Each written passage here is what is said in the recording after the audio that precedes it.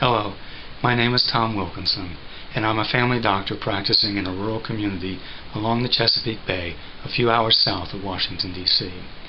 My perspective article in IJCP explores the nature of medical reasoning and connects it to the failure of electronic medical record systems in the United States. What's already known about this topic is that only 4% of ambulatory physicians in the U.S. utilize a fully functional EMR, and that even when implemented, the software is frequently abandoned.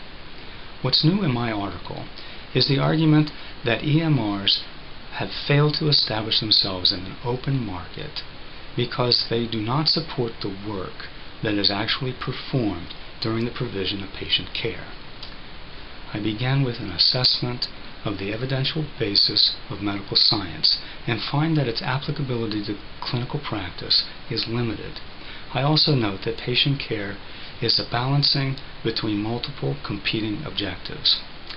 I argue that physicians must inherently rely upon subjective judgment to adapt the data to the unique circumstances of the patient's individual needs.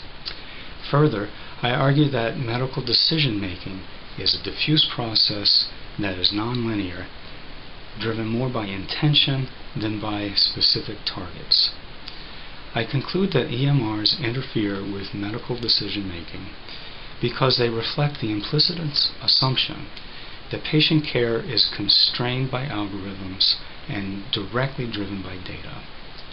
I consider the implications for EMR design and suggest a more natural approach that would blend both judgment and evidence together to support the full spectrum of the practice of medicine. Thank you for your kind consideration.